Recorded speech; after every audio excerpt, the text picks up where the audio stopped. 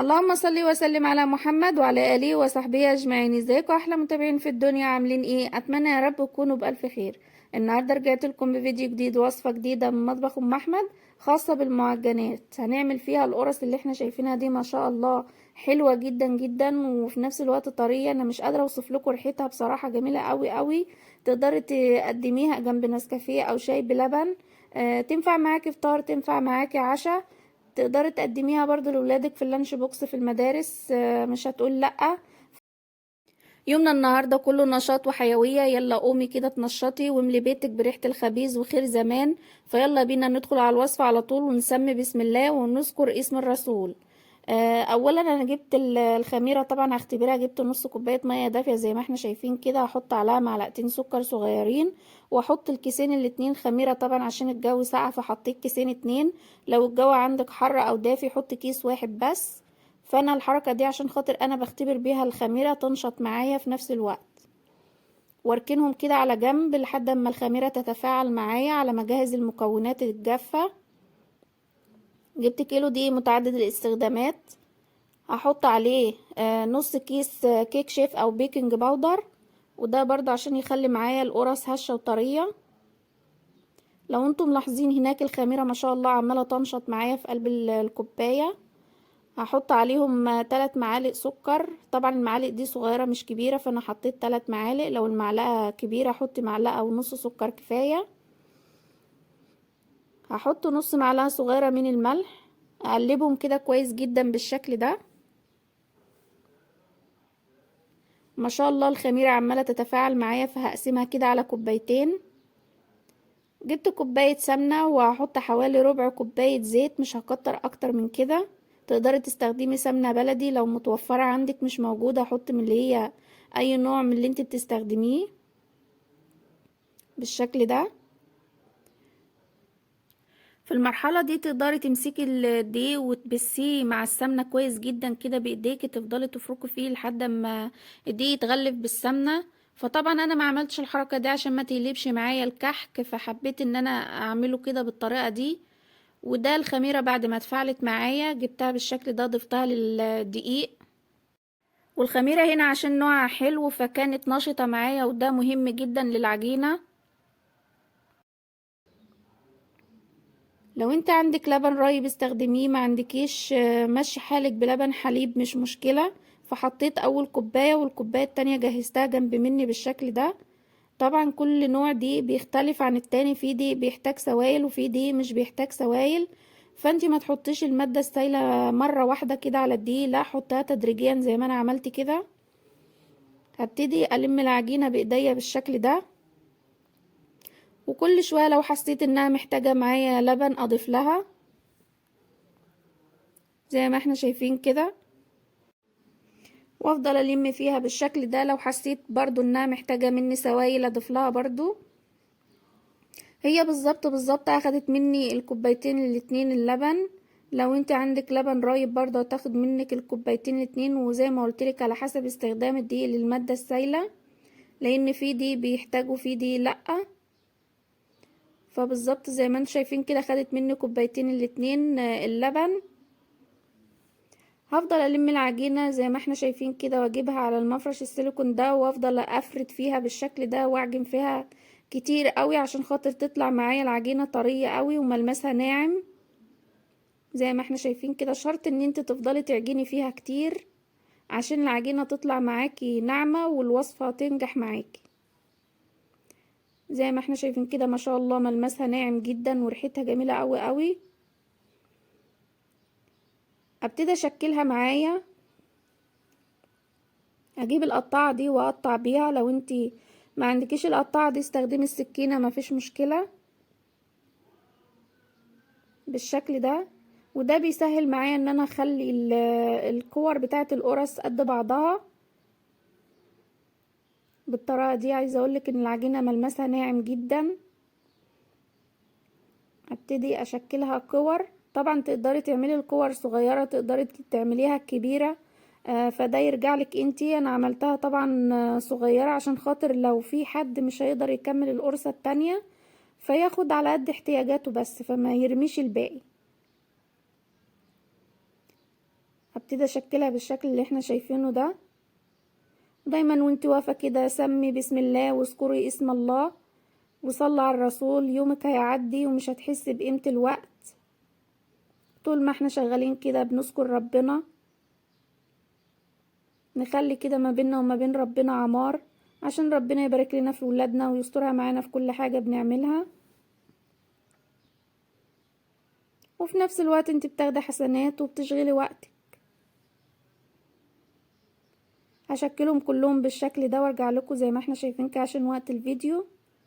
ما شاء الله رمت معايا كمية كبيرة جدا، ده غير اللي هي البلانش الخشب دي انا حاطه عليها برضو بس هي مش ظاهرة معايا في الكاميرا. جبت الصينية اللي انا هحط فيها القرص، دهنتها مادة دهنية بالشكل ده. هبتدي اشيل كده وافضل نفس المكان عشان اعرف اشتغل فيه، وافردها. هي ما شاء الله مش محتاجة معايا نشابة ولا فرادة، لا هي بايديا كده ما شاء الله بتتفرد معايا لانها ناعمة جدا وطرية زي ما احنا شايفين كده. انا مش مكبرة حجم القرصة، لو انت عايزاها اكبر من كده بتكبري التقطيعة. احطها في الصينية اللي انا هخبز فيها على طول عشان ما ينفعش ان انا انقلها بعد التخمير، فهحطها في الصينية اللي انت هتخبزي فيها على طول. لو انت طبعا استهلاكك كبير وحابة ان انت تزودي الكمية فبتضطر ان انت تضاعفي المقادير، يعني بدل ما تشتغلي بكيلو دقيق تشتغلي ب2 كيلو او 3 كيلو، فده يرجع لحضرتك طبعا بتضاعفي المقادير اللي احنا قلناها في اول الفيديو. هنبتدي نشكلها كلها بنفس الشكل كده، وحاولي تخلي كل التقطيع بتاعت القرص نفس الحجم عشان خاطر التسوية بتاعتها تطلع مظبوطة، نفس التسوية ما تكونش واحدة مستوية عن التانية بالشكل اللي احنا شايفينه ده. وطبعا لو انت هتشتغل بكيلو دي مش هيكلفك كتير زي ما انت هتضاعف الكمية، فربنا يعيننا جميعا على الاسعار اللي هي غالية دي. فاشتغلت بكيلو دي وفي نفس الوقت عشان خاطر ما مرميهاش او اركنها في الفريزر. طب ليه؟ طب ما انا استخدمها طازة اول باول واعمل على قد استهلاكي وما اضطرش ان انا اركن في الفريزر زي ما الناس بتعمل وكده. لا، على قد استهلاكنا يا جماعة نعمل وما نركنش. الحاجة لما يكون طازة او صبحة بتكون افضل واضمن بكتير. طبعا رمت معايا ما شاء الله 3 صواني كبار بالشكل ده. هغطيهم واسيبهم لحد ما يخمروا معايا بالطريقة دي واحطهم في الفرن زي ما احنا شايفين كده. وطبعا هحطهم على النار متوسطة. انا كنت مسخنة الفرن مسبقا عشان خاطر لما احط فيه القرص بتاخدش معايا وقت وتستوي بسرعة. وبعد ما طلعت معايا من الفرن رشيت عليها مية بالبخاخة تكون نظيفة كده مخصصة للمعجنات، وغطيتها بفوطة نظيفة وسبتها لحد ما تطرى معايا بالشكل ده. والحركة دي مهمة جدا عشان خاطر تفضل معاكي طرية لأطول وقت ممكن، ما تكونش ناشفة. زي ما احنا شايفين كده بضغط عليها بلاقيها طرية بالشكل ده. وده زي ما قلتلكوا عشان احنا رشناها مية اول ما طلعت من الفرن وغطيناها فاتبخرت براحتها فطرت معايا بالشكل ده. عايزة اقولك ان ما شاء الله نتيجة التسوية كلها واحد بنفس اللون، مفيش واحدة مختلفة عن التانية. ومن كيلو دي رمى معايا اكبر كمية ممكنة. طبعا انا مش هعمل زي بعض القنوات تقعد تعدلك تقولك من كيلو دي رمى معايا 60 قطعة او 60 قرصة. لا، انا سايباها ببركة ربنا يا جماعة، مفيش احسن من بركة ربنا. ما عدتش طبعا، بس زي ما احنا شايفين كده ورمى معايا كمية كبيرة ما شاء الله. ده غير ان انت مليت البيت بريحة الخبيز وريحة خير زمان. ومن كيلو دي عملت اكبر كمية، ما اضطريتش ان انا طبعا علشان خاطر استهلاكي مش كتير فعملت كيلو دي واحد على قدي. لو انت استهلاكك كتير بتضاعف الكمية، كل واحد على حسب استهلاكه. انا بحب الحاجة تكون طازة، ما بحبش ان انا اركنها زي بعض الناس في الفريزر، لا بستخدمها اول باول كده بتفرق طبعا في الطعم، خلاف ما تيجي تعمليها وتخزنيها في الفريزر والكلام ده بيغير من طعمها. طب وليه؟ طب ما انا اعمل على قدي وعلى قد استهلاكي اول باول. استخدمتها كده جنب نسكافيه وممكن تعمليها جنب شاي بلبن، تنفع معاكي فطار تنفع معاكي عشاء. تقدري تقدميها طبعا لولادك في اللانش بوكس في المدارس، او تغيير عن السندوتشات اللي احنا على طول بنعملهم في العيال بتزهق زي ما احنا بنزهق بالظبط من الاكل وكده، فبنحتاج ان احنا نغير او نجدد في مطبخنا. احنا بطبعنا بنحب التجديد وبنحب التغيير. وطبعا النسكافيه طالع ما شاء الله، الفوليوم بتاعه عالي قوي زي ما احنا شايفين كده. وهعمل لك فيديو ازاي تطلعيه الفوليوم بتاعه عالي بالشكل ده بأسهل طريقة خالص زي ما احنا شايفين كده ما شاء الله.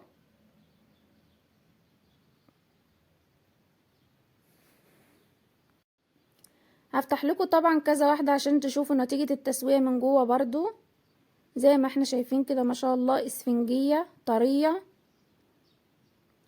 مش قادرة اوصف لكم، ريحتها جميلة جدا وفي نفس الوقت طعمها كان اجمل بكتير لان احنا عاملينها بسمنة بلدي. لو انت مش عندك سمنة بلدي ممكن تستخدمي سمنة صفايح او علب، كل واحد على قدر استطاعته. انا مش بلزمك بحاجة او بجبرك بحاجة معينة، لا، على قد استطاعتك اللي انت تقدري تعمليها اعمليها. زي ما احنا شايفين كده ما شاء الله نتيجة التسوية بتاعتها حلوة جدا وطرية برضو في نفس الوقت بالشكل ده. يلا كده قومي اتنشطي وسمي بسم الله واذكري الرسول عليه افضل الصلاة والسلام، وهاتي كيلو دقيق واعملي الوصفة. مش هتاخد معاكي وقت وفي نفس الوقت مش هتبقى مكلفة لان انت شغالة بكيلو دقيق واحد، عكس ما تشتغلي باتنين كيلو 3 كيلو دقيق وترمي وتركني في الفريزر والكلام من ده. هتبقى مكلفة معاكي وفي نفس الوقت الحاجة لما تكون صابحة بتبقى احسن وافضل بكتير من انك تعملي كمية وتركنيها في الفريزر. فيلا بينا كده سمي بسم الله وتنشطي وقومي اعملي الوصفة. مش هتاخد معاكي وقت ما شاء الله، هيرمي معاكي اكبر كمية بالشكل ده. زي ما احنا شايفين كده نتيجة التسوية كلها ما شاء الله واحد، ما فيش واحدة مختلفة عن التانية. لو انت وصلت معايا لحد هنا في الفيديو يا ريت ما تنسينيش بلايك وكومنت حلو منك. ولو انت اول مرة تشوفيني يا ريت تشتركوا في القناة وتفعلوا الجرس عشان يوصل لكم كل جديد. انا بحاول ان انا ما بخلش عنكم باي معلومة خالص، بالعكس انا بديكي كل المعلومة اللي انت تقدري تستفيدي منها. فياريت لايكات كتير جدا على الفيديو عشان خاطر يوصل لاكبر عدد ممكن من المشاهدين والكل يستفيد. وطبعا زي ما عودتكم السلام حسن الختام، والسلام عليكم ورحمة الله وبركاته.